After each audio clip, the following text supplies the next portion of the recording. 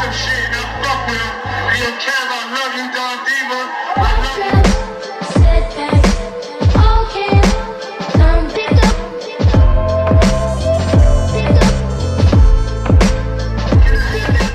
Now, y'all know I like to talk and I like to do me, but I got a brother that's gonna get some insight. You know what I mean? So it's not just me doing all the talking, because I want y'all to know what we go through from when we got picked up. You know what I mean? Getting ready for trial, going through trial. You know what I mean? These are all the things I want to touch on so that they understand that these are some stressful situations, and don't want the youth to feel like, man, I can handle it if I go to jail. No, it's a whole lot that go with jail.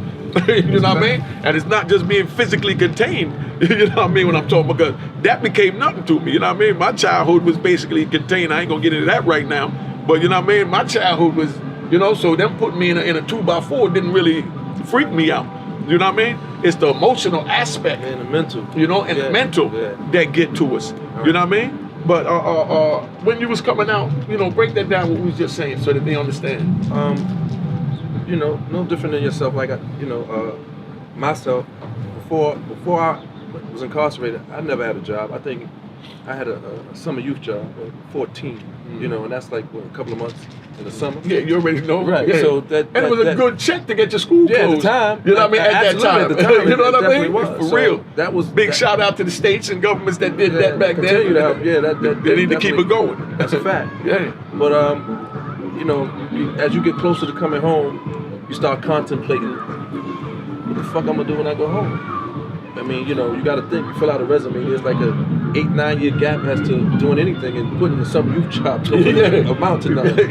You know, so you start having anxiety and stress about, you know, what am I gonna do when I come home? You know, and for a lot of us, when we come home, you know, that's what our reality is, and a lot of us end up going back to what we know, especially initially when things don't come together.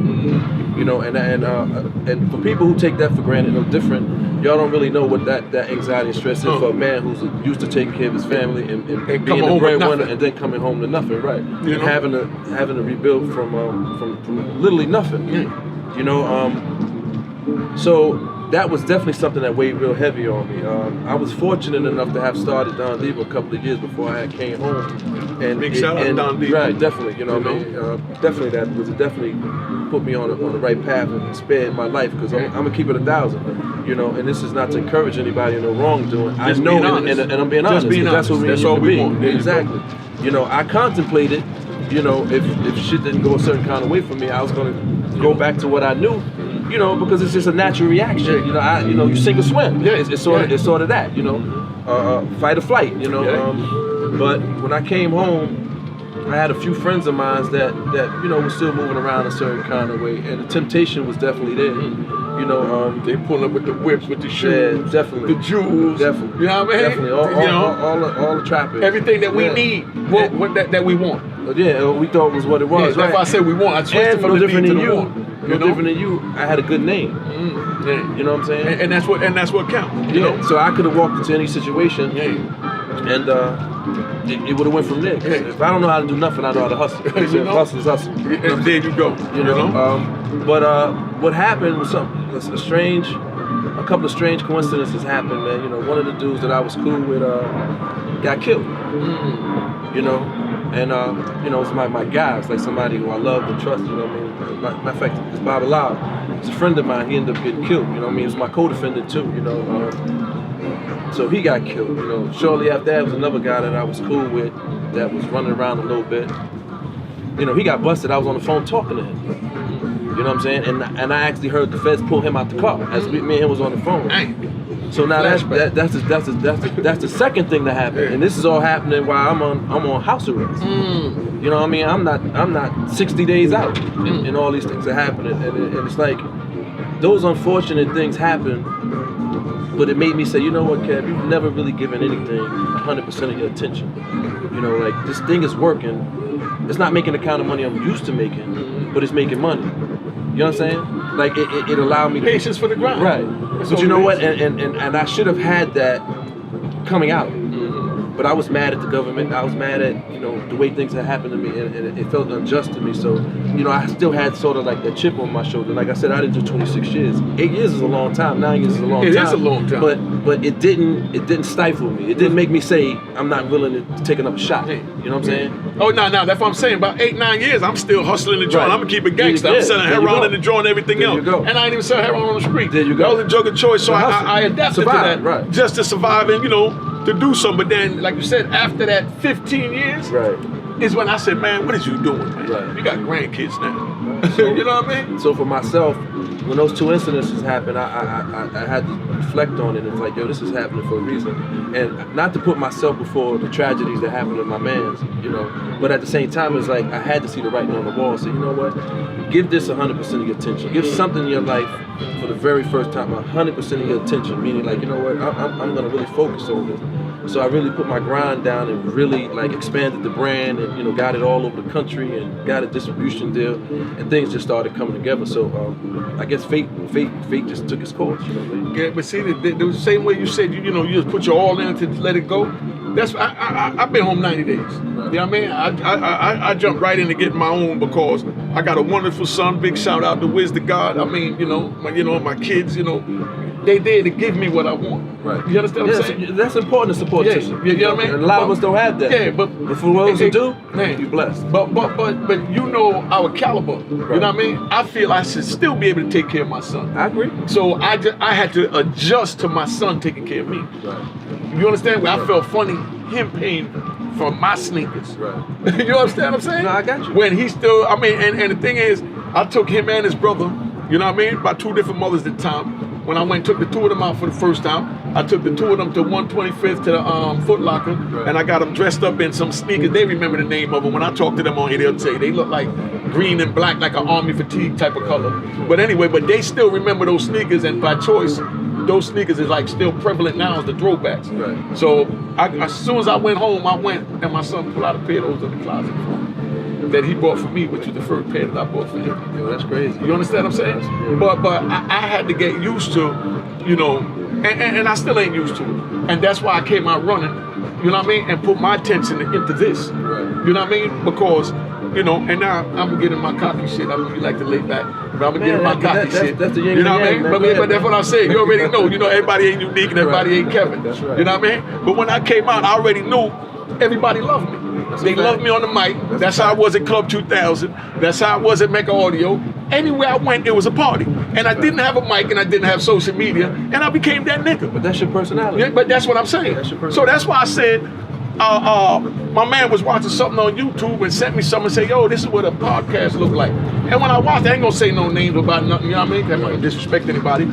But it was whack. Right. I mean, for real, there was no energy, it was whack. Right. You know what I mean? So I'm like, yo, if this motherfucker got 100 and something thousand people tuning in to watch that energy, right. There's no way in hell I can't win with my energy. No, that's 100%. I mean, you know what? And your name identifies your personality, unique. You know? So all I do is just be me, and that's why I keep apologizing because, you know, I know that dudes get on there and want to be keyboard gangsters just to hate. Right. They can't give a reason why they want to hate me because I'm coming home, I'm sitting with Big Kevin Chiles, and we both can admit that we corrupted and destroyed our community. Absolutely.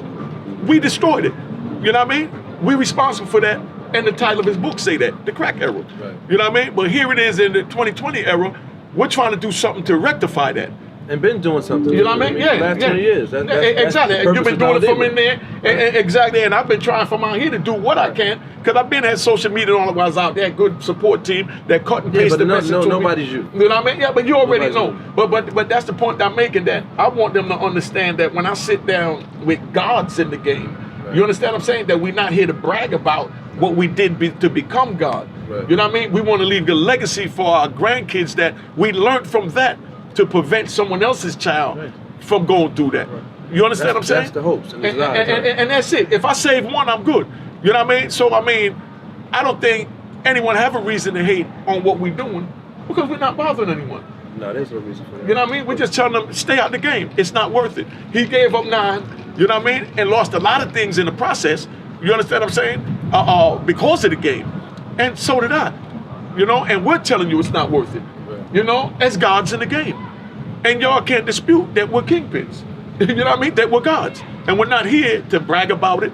We're just telling you what it is. And as one kingpin to another, I wanted the other kingpins and men like myself to be able to, you know, apologize to the community, the people, you know, anyone that we might have hurt, because we didn't intend to hurt anyone. We were just making a means with what we had. Right. You know what I mean? And we're not mollifying it. You know what I mean? I know y'all remember I told you about that word mollifying, and you know, I know you know, but just so the younger viewers know, mollifying it in the psychology, and they had to teach me that to twist my mind around to get me to stop being old cocky unique that don't listen to nobody. You understand what I'm saying? To try and better myself and become Wordsworth. You understand what I'm saying? But mollifying is when you make excuses to justify a wrong situation. Right. You know it's wrong. Well, you have to live in that moment to exist. Exactly. You have but now a reflection. Yeah, exactly. But now I've grown from that. You know what I mean? And if y'all notice, this conversation that me and this God is having is two gods speaking about life, trying to prevent y'all from ruining your life. We're not sitting here talking about the red Benz you had, which was fire. It was in my garage. Had some nice joints too. You know what I mean? You know, no, but that red joint, right. I looked at that joint. He had the drop top red bands. He sent it all the way to California, got the top cut off, you know what I mean? And had it sent back. And that loan was like 10, 15 grand. But that's how we were so ignorant, we didn't know what to do with our money. Yeah. Because then I sent my wide body out there, wasting my money with the European, buying Testarossa body kit, stuff that I could have sent my grandkids to school with. That's a fact. You know what I mean? But there was no one to tell us this. That's true. So we try to tell y'all, get out the game. It's not worth it. But if you choose to stay in the game, shut the F up. My man here, I'm gonna respect him. Shut the F up. You know what I mean? And don't tell on nobody. Don't put yourself in no situation to have to tell on anyone. But if you choose and think you tougher than me and this God to stay in the game, try smarter. you know what I mean? Or you think you smarter, right. you know what I mean, than us, and you can get away and not get caught, you know what I mean, and not be facing, you know, the wrath of the whole United States government. Because tell them what our indictment say. Yeah, the United States of America versus just you. And United States of America, the whole United States, right? was against us, right. including you that was watching us. They consider as a part of the United States because y'all are taxpayers. And they paid your taxes to keep the streets safe for y'all, and they felt we wasn't keeping it safe, which we wasn't at the time, but we survived with what we had, not mollifying again, and that's what it is. But back to the main point that I'm making is we sitting here because we don't need to get into all of that. You know what I mean? The fly cars and all that. Go read his book. You know what I mean? The Crack Era by Kevin Chiles. You know what I mean? But Ron Harlan. There you go. But that's the point I'm making. We wrote these books so y'all can read about it. I don't feel I should ever have to talk about it. And I know he don't have to talk about it because his name is etched in stone, the same as mine, and the same as my other guests. Tomorrow I'll sit down with Peter Shue. Oh, that's you understand what I'm saying? Too, yeah, you already know. But I'm saying these is men. And we're not sitting down to talk about who screwed who and who had how many cars and whose nuts was bigger and who was the king in New York. Because there was no king in New York. You know what I mean? In them terms. You know what I mean? I'm going to give them a quick little shake up. You know what I mean? Back then, you had the Cali and the Medellin. You know what I mean? Medellin had the whole Washington Heights. Cali Hotel couldn't get in there to sell nothing. So they the ones that was the king of New York. You know what I mean? We was just pawns in the game. That's true. We wasn't even knights, rooks, or bishops. We was pawns. You know what I mean? Because a whole bunch of niggas. And I said niggas, because I ain't put the N-word to bed because niggas is still out here. There was a whole bunch of niggas that was getting money. You know what I mean? But that was no money compared to what they was getting. And they wasn't getting the time we was getting. That's true too. You know what I mean? They fixed it, and I know you know about this, so we're going to get them this little jewel. They fixed it where they got the extradition, where when they go get them from Colombia and they bring them back, or from another country to bring them back, they can't get more than 30 years. Now how do a non-citizen is more responsible for bringing it to the country than we are. Than we are. Yeah. Only, time, right. Yeah, they get less time. They get 30 years, and we get die in a pine box, right. and you know what I mean, and wait for your last breath. You know what I'm saying? But y'all don't even know this because they used us. You know what I mean? And we're not blaming anything on them because we chose to allow them to use us because we thought we were smarter than everybody else. But we was young, so we did what we had to do. You know, right or wrong, big bro? That's a fact. That's a fact. You know? Again, I mean, I'm going to contribute. Most of my decision making is just, you know, obviously out of necessity, you know, dealing with poverty, like I stated. and just ignorance, you know, and youthful ignorance. And that's what it is. But now that we man, like he said, he was man enough and honest enough to let you know when he came home, he was straddling the fence because things was, you know, he didn't know where he was gonna go. Because you don't know where you're going. 9 years in prison, everything changed. I've been going 26 years, man. None of these buildings was out when I was here. That little old building was right there. I remember driving by there, right there. Matter of fact, where I'm sitting, and there was a laundry mart right here. That was the side door to the laundry mart. I'm in Hackensack. Right. When I first come from Jamaica in 1972, I lived over on, I think it was called Essex Street. Essex is still, Yeah, right up the street. And my mother had a friend named Mr. Buff. If y'all from Hackensack, New Jersey, you know Mr. Buff lived right there. Mr. Buff, they called him Mr. Buff because he was in Broadway and did a number of years in Broadway, and he came home and he got big and swole, like Lou Ferrigno Buff. So they called him Mr. Buff. You know what I mean? But one night he drove me over here, and I see it like it was yesterday. I was a kid, just come from Jamaica. You know what I mean? My father had a Grand Prix, paid like $3,500 for it. Brand new out the dealership. That's how cheap cars was, $3,500 for a Grand Prix. But they pulled her right there while my mother was in there washing clothes, and Mr. Buff came out. You know what I mean? And somebody came up, was selling something. I don't know what it was, but Mr. Buff knocked him out right there in front of me. You understand what I'm saying? Damn, okay. Mr. Buff knocked him out because he felt like we felt. He did his time, he came out, and now they exposing me to this, and Mr. Buff hooked on for him. Right. He lived right there. Because I remember he had to go there to go wash off his bloody knuckles. You know what I mean? Because he told the dude, get away from the car with them kids. Don't let the kids see you doing this. Right. And they kept selling. It was a little spot they was hustling at right there. Right. And he told them to get away, and he single-handedly knocked out dude for trying to sell drugs in front of me while we was at the laundry mart with my mother. I guess that was his way of trying exactly. to discourage, you know. So same shit we doing 30 years later. Exactly, but now we're using our mind and we're trying to relate to you because it ain't about the violence. It ain't about none of that. But that's just what happened, and I'm just sharing that experience. But I know now that I feel that, you know, just us talking and the youth seeing this, you know what I mean, would really, you know, pick up something from it. Yeah, well, we hope they take heed. I mean, because again, you touched on it. You ain't overemphasized, but you're right. You're not gonna find too many people of our caliber telling you what we're telling you, and everything he said is 100%. Because again, it's like you said, amounts of money we had, the jury, all of the shit y'all see on videos that encourage y'all to, you know, want that lifestyle, and what's not explained about it is the consequences of the things that you have to do to acquire those things. You know, we didn't really go off into dealing with once you get caught, because like you said, you know, it's the whole United States of America versus you, and it's a lot of pressure, and you know what, you know, they don't make them like that no more. I don't know nobody, and I'm gonna keep it 1,000 right now, that's doing 26 years. Gonna sign their name or gonna stand up and do it, you know. And it's sad to say that, because you know what, if we knew what we knew now, I don't think either one of us would have chose to do what we did. If you thought your brother, you know, the people you love, the people you getting down with, would turn on you. Yeah. Whatever happened to, am I my brother's keeper, huh? I don't think none of us would have did that. Exactly. You know, that's another thing that I think we blindly, you know, was into. You know, my brother's keeper. Yeah. I know that's a cliche saying, but it's real. I really was for my brother. I'm gonna show you how powerful my movement is getting. Why it gives me motivation to move forward. Right. It's a young brother. I don't know his name. And I'm even gonna do this. I don't remember his name, but I got his video because he caught me on the face. I answer my messages and all that. You know, when I got free time, I call back the people that call me, because I know a lot of them on the Instagram and Twitter. I feel if they follow me, I should respond to the DM. Yeah, as many as you can. Right. I might not get back to it right away, but I get back to it. Some might take 2 weeks, but you better believe I'm gonna get back to it. Okay. It's a young man from Maryland, right, from Baltimore, 23 years old. He hit me up, and when I called him back, he was like, oh my God, I can't believe you're calling me back. You know what I mean? I said, then why'd you call? He said, man, I just tried my hand. He said, man, I can't believe I'm talking to you. So I said, you know, well, you know, how's everything going and how is your life going? You know what I mean? And he said, man, it's good you asked that, because I want to let you know that you changed my life. You know what I mean? And he spoke on how I changed his life from him meeting me he's 23. I was already in ADX Underground 3 years. You know what I mean? Before he was even born. Right. You understand? And this man is telling me how I changed his life from looking at the flip the script joint. You understand what I'm saying? When I was wilding out, I was being unique. You know what I mean? So you wasn't wild out. You know what I mean? You know, that's what they call it. So I don't want them to, you know. But they don't know you to know that. You know what I'm saying? But dude was telling me how how it triggered him to make the final decision, you know what I mean? Right. To push back from the bull.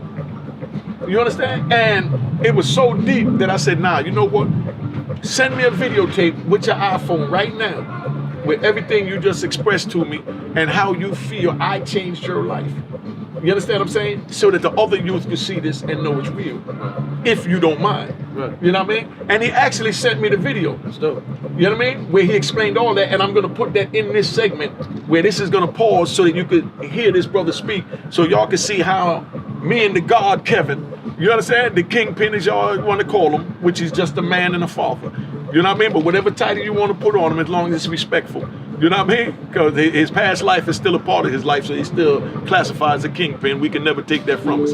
But I'm going to show you how these types of conversation with us just kicking it about life so they can see and hear things that they wouldn't normally hear because there's no one out there to give them what we got. That's true. It's a fact. You understand what I'm saying? That's a fact. So- That's our responsibility.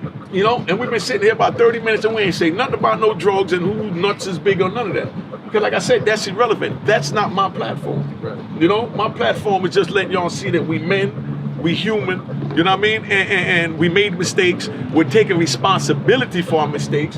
You know what I mean? And we're just trying to help, you know, the youth. If we save one, we good. That's a fact. Just one. Because that's where it's going to start. I agree. Yeah, and I think what you're doing is again unique. You know what I'm saying? Everything go back to unique. Yeah, you love yeah, that one. yeah, Huh? 'cause You always hit me because- with that. Yeah, it's, you know? it's profound if you think about it. Yeah. You know, you doing it specifically because I don't even do this. Like, you know what I mean? I don't even do it for my brand as much as I should do. For no other reason that I sometimes feel that It's a lost cause. yeah, I hate to. I don't, You've been out here, so yeah. I already know, because I'm hearing You it know. from the other brothers when I'm talking to them, and I'm telling what I'm hearing now. Right. Give it a shot with me. Right. You know what I mean? You And know. let's see where it goes. I might feel that way in 6 months. Well, you know no, what I mean? but you know what? I've never stopped doing what I disseminate. No, I understand. I I know. disseminate information. Exactly, and you push all the back time. because you know it have to be willing to be reciprocated. Right. You don't want to Receive, give it right, out if right. they ain't trying to receive it. Right. You know what I mean? So when me and you talk, and you was describing what you was doing, you know, I said, you know what, you might be on to something because these conversations like what we have on the phone, it would be great if it had Priceless. right if ears could hear what we were saying. Exactly. Because I think it could, because they know it's not bullshit. Like this ain't choreographed. Exactly. You know, there's no script. It's just us talking like we normally talk, but the camera's rolling. You know what I mean? And we can talk about shit way up here, you know, and like I said on the phone, it ain't many people understand the level of the game up here, you know, so they're not afforded to understand really what it looks like, you know, because ain't shit glamorous about getting locked up and sitting before that judge and them telling you that, you know, you're never coming home. Sure. Because the only reason why I didn't get a life sentence was because I went to trial twice. And beat him. Well, I ain't with the say I beat mistrial. him. I had With the mistrial, mistrial. it's equivalent to beating them with the government. That's- Everybody plead with a guilty. 97, 98% Yeah, conviction that's what I'm rate. saying. Everybody plead guilty. Facts. So So that afforded me the opportunity to plead. exactly. It gave you Some leverage. Yeah, exactly. It Yeah, gave you the some leverage mechanism for negotiation. Right, You and know that's what I mean? that's what afforded me that. So, and you couldn't tell me, like we've already said, that I didn't know everything. You know what I mean? I thought I was the smartest person on the planet, and, you know, and them people showed me that, you know, little nigga, you don't know nothing. You know what I'm saying? And we Yeah. playing a game that you ain't prepared for, and a lot of people think, yeah, you know, you got money. Martha Stewart went to jail. She's a billionaire. Thank you. So money don't get you out of those situations fucking the Fed. Like, you know, so it ain't about money for them.